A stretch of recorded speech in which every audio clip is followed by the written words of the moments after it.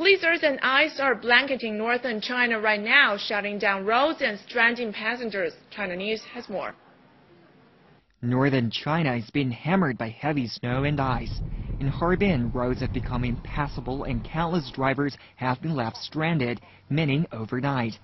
I was stuck here at about 2 a.m. in the morning with architectural materials in my truck and have been waiting here for dozens of hours. Snow sweepers are working non-stop even as the snow continues to fall. We sent 5 road graders, 2 snow sweepers, and hired 200 staff to clean the snow. Though we have already cleaned once along our 30.8 kilometers area, we are not sure when we'll finish because the snow is still falling. We will do our best to clean it. 4 out of 5 expressways in Heilongjiang province closed and more than 200 buses stopped running on Wednesday.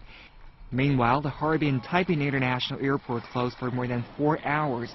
5 flights were cancelled. Meanwhile, in northeast China's Jilin province, sleet is causing major headaches. Thousands of passengers were stranded as 27 flights from Changchun were delayed due to sleet Wednesday. The culprit, a cold front, which swept across Jilin as sleet and then turned to heavy snow. Temperatures in Jilin dropped as low as minus 18 degrees Celsius, according to provincial meteorologists.